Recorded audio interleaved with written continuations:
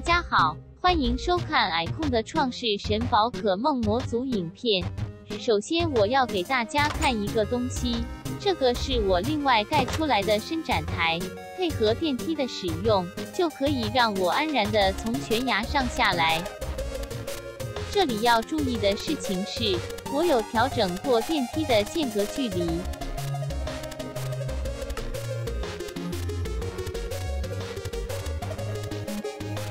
像这样，如果是改回预设的10个方块，我的电梯就没有作用了，因为这个平台和地面的距离已经超过10个方块。让我打开 F3 看看高度，这里是高度74，上面这里是高度85，相减之后得到的是11。还要把2个楼梯的面积算进去，所以要加上2个方块，因此我至少要调整为13格，这个电梯才会有用。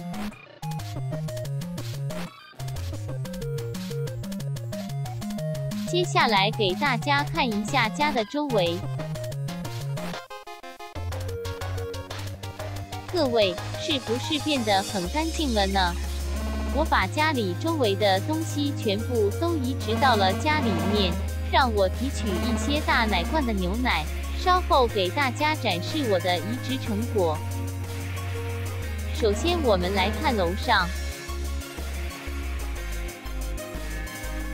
未来一些宝可梦的机械也会全部放在这里。再来看地下1楼。这是球果的种植区，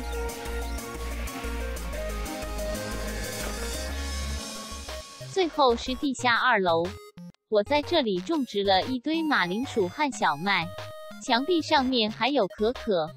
大家应该已经猜到了，没错，我有在空闲的时候去了丛林。因为球果的移植才开始种植不久，所以我这里示范一个有趣的小道具，叫做吼吼金喷壶。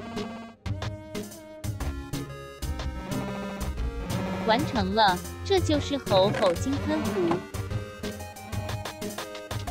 当你希望球果的果树可以快点长大，使用这个吼吼金喷壶，就可以马上让球果长大一个阶段。使用的方式很简单，海控我建议保持前行的姿势，一边移动一边使用，这样就可以比较容易浇到比较低矮的小果树。同一个果树，只要过了游戏里面的1天，就可以再次使用吼吼金喷壶。看完了移植成果，我们要开始筹备有关宝可梦的育种。所以这一集最主要的就是抓一只派拉斯成为我们的伙伴。派拉斯生成的时间是傍晚一直到日出，所以现在我要做一个时钟来确认是不是快要到了派拉斯生成的时间。我看这个时间差不多可以出发了，让我们前往下界。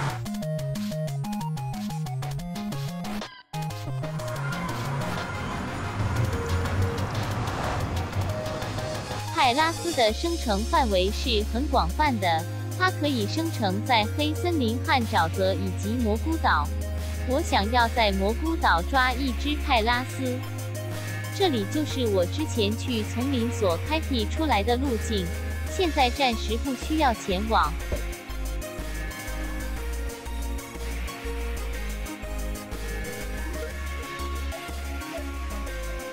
这里就是通往蘑菇岛的入口。往前可以去平顶山，往右可以去蘑菇岛。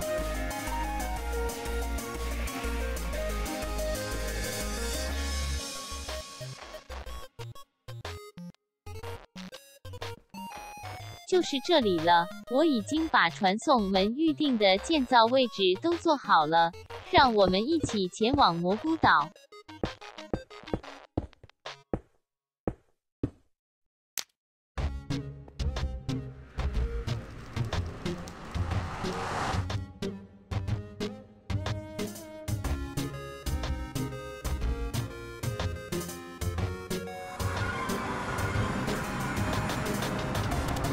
距离傍晚还有一些时间，让我把一些东西安置一下。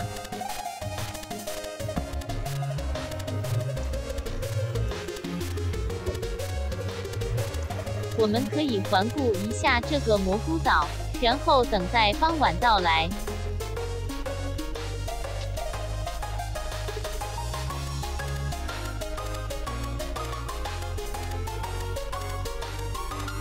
派拉斯出现了。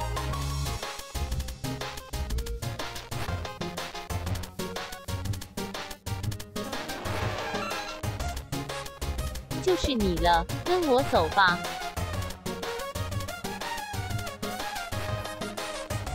我准备了一些竞赛球，这种精灵球没有任何提升收服几率的效果。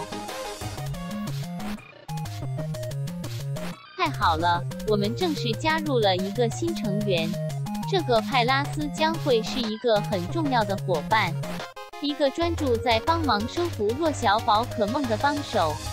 我选择竞赛球的原因只是因为派拉斯的身体是橘色的，所以我也挑选了橘色的精灵球。精灵球是宝可梦的家，我喜欢配合宝可梦的外形来决定使用哪一种精灵球。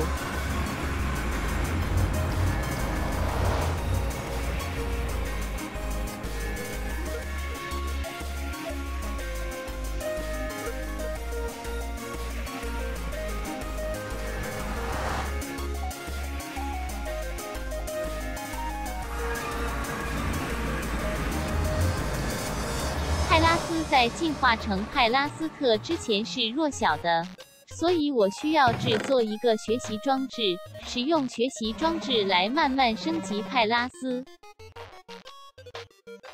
顺便看了一下，大剑鬼的招式有些命中率并不是100%，所以我想制造一个对焦镜，当他遇到动作比他快的宝可梦，可以提升命中率。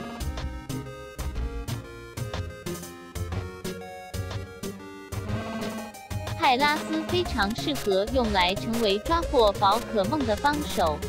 第一个原因是，当他等级22的时候，可以学到命中率100%让对手睡眠的蘑菇孢子。再来是因为它可以透过招式学习机学习点到为止，这个招式可以让对手剩下1 DHP， 加上蘑菇孢子产生的睡眠状态的话，几乎可以很容易抓获所有的宝可梦。所以我们现在可以去友好商店看一看有没有卖招式754，点到为止。我在空闲的时候囤积了很多某某鲜奶，可以顺便拿去卖掉。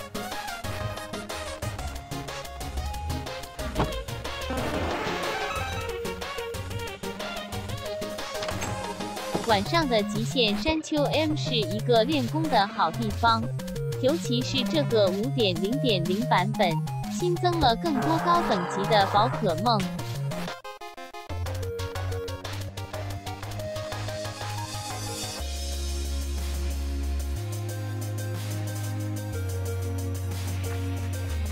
难得遇到了蓝色 BOSS 宝可梦，当然要挑战一下，也许可以得到好用的道具。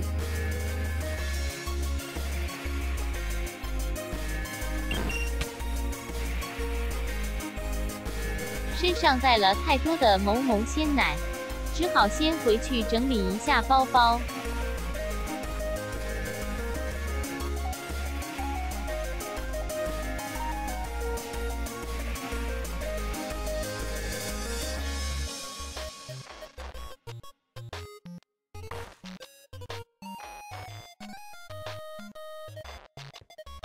马上又遇到了另一只蓝色 BOSS 宝可梦，看样子今天的运气很不错。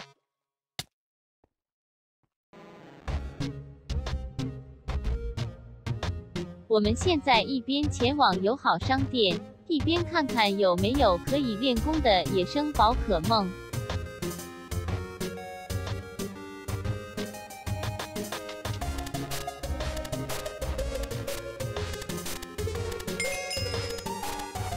开始有点进展了，泰拉斯学会了蘑菇包子。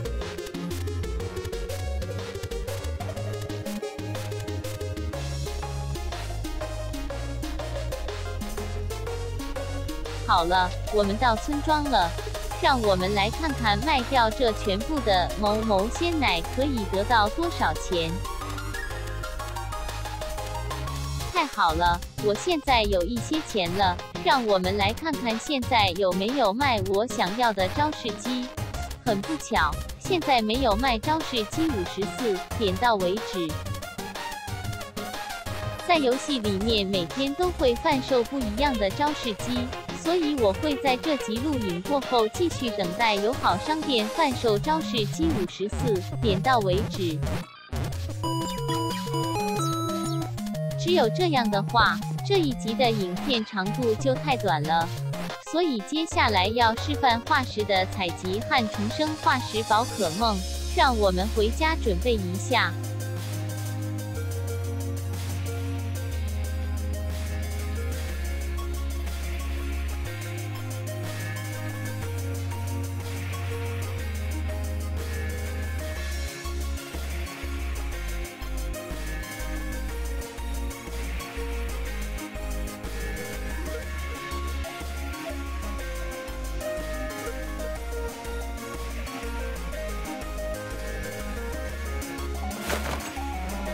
好了，我们出发了。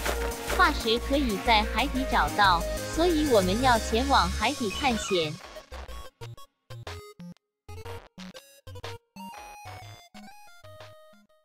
如果你的头盔有附魔水中呼吸，你在水底的能见度会更好一些。让我给大家示范有附魔和没附魔的视野差别。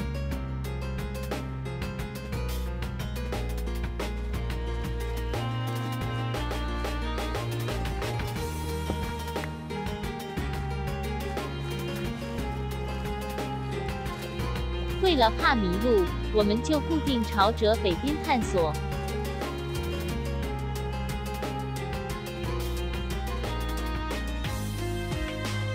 因为我使用附魔幸运的稿子来挖掘水之石矿，所以我有机会一次得到不止一个水之石矿碎片。这个好处同样也可以使用在化石的挖掘。让我们找找化石。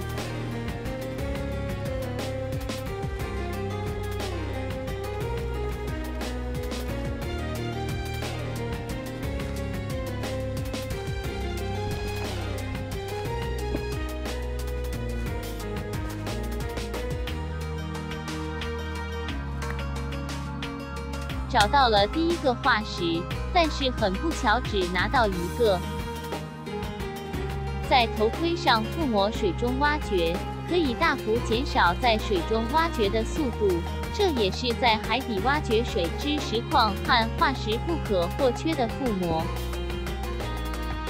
找到另一个化石，很幸运的，这回一次挖到了3个化石，而且是3个不同的化石。等等，大见鬼，回来，我快溺死了。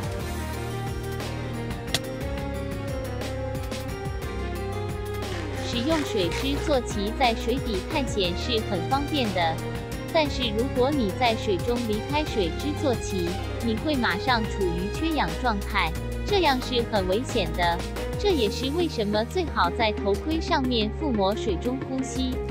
如果你有附魔水中呼吸，甚至还有在鞋子上附魔水中漫游，那么我建议你尝试不使用水之坐骑，直接凭自己力量探索海底。我个人也是偏好这样的方式，所以我推荐大家，但是前提就是你的装备必须有足够的附魔，否则你不能这样做，这是我必须强调的。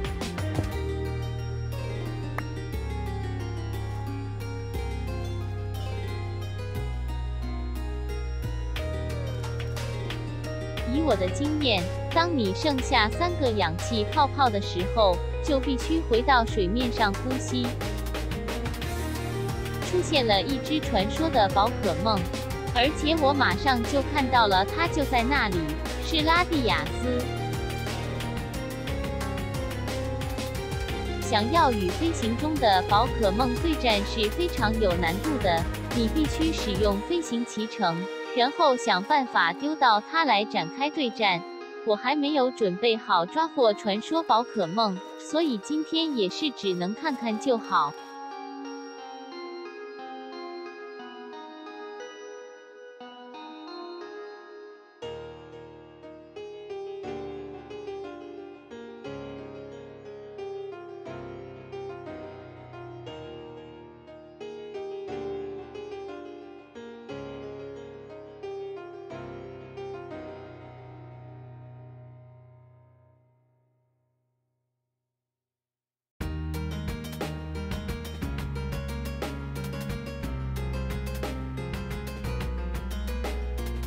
我收集到了目前全部的9种化石，我们可以开始折返往南回家。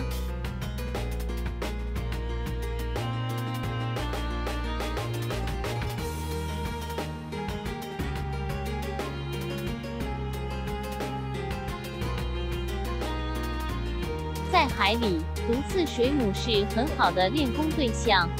你只要附魔最好的水中漫游3。就可以很容易地追上水中那些想要避开你的宝可梦。我们现在一边回家，一边看看有没有可以练功的野生宝可梦。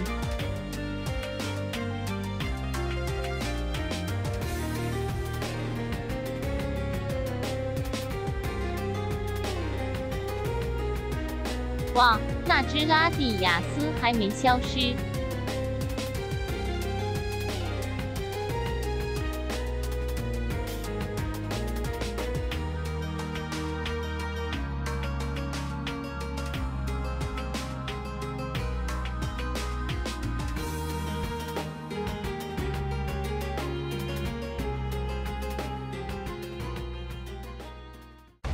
好了，我们回到岸上了。派拉斯应该快要进化了，只需要再努力一下。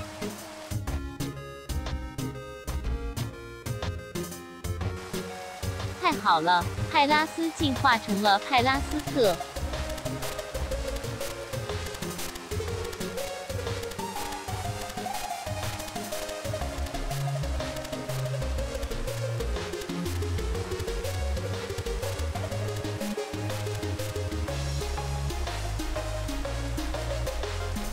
我认为至少把它的等级提升到超过50会是最好的。我们回到家了，为了要复活化石宝可梦，我们需要制作一些化石相关的机械。首先是化石清洗机，它可以把布满灰的化石清洗干净。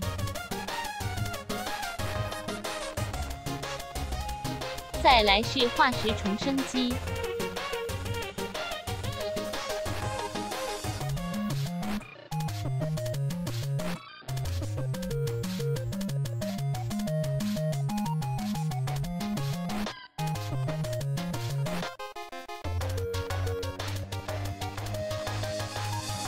好了，我们把化石的机器安置在2楼。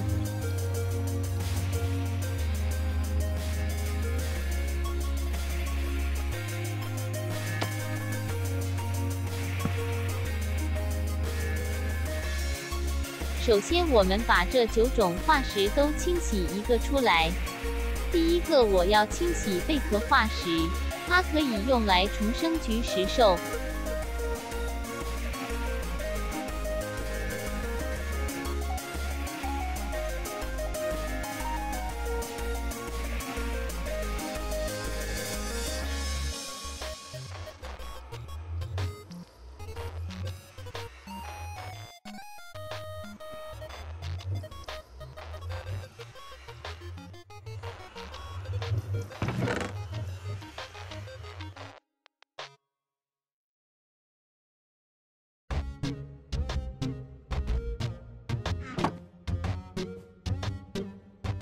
这个是甲壳化石，可以用来重生化石盔。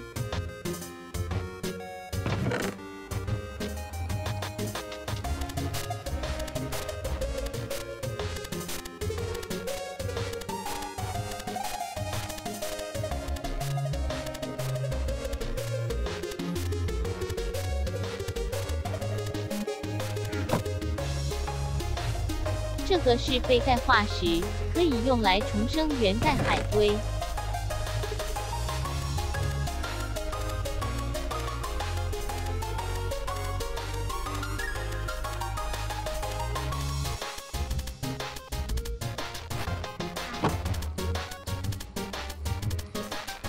这个是秘密琥珀，可以用来重生化石翼龙。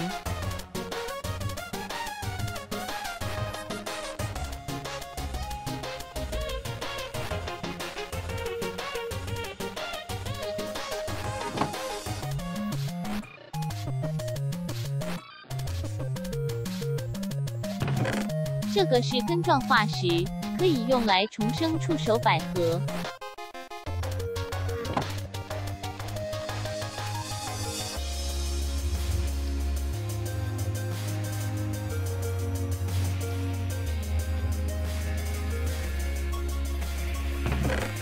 这个是爪子化石，可以用来重生太古羽虫。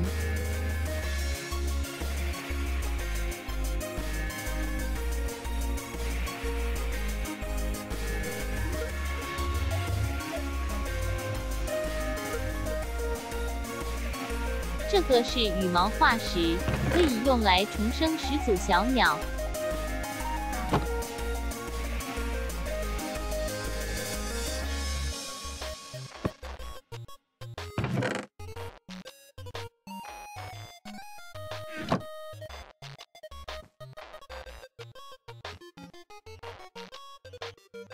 这个是头盖化石，可以用来重生头盖龙。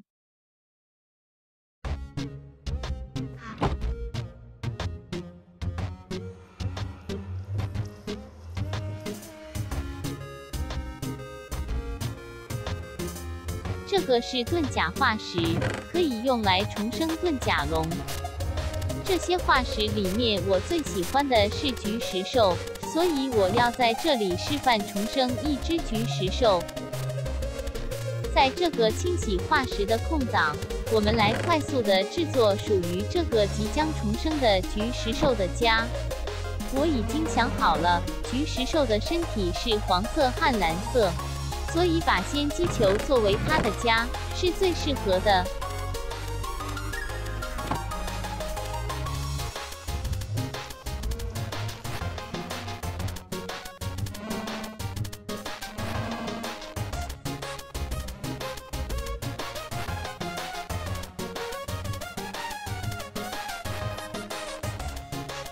把制作好的仙姬球放在重生机面板的旁边，这样准备工作就完成了。好了，我们来重生一只菊石兽，把化石放进去。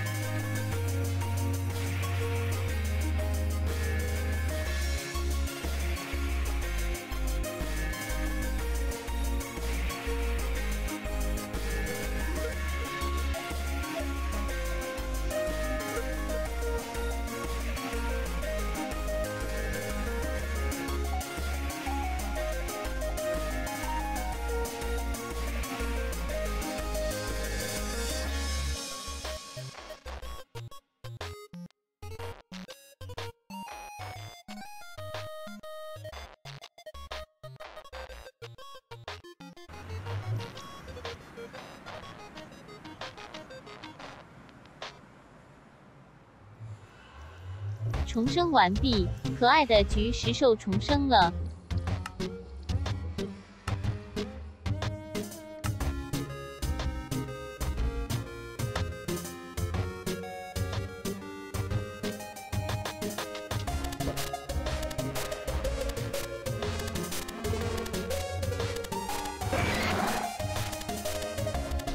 这就是化石的重生过程。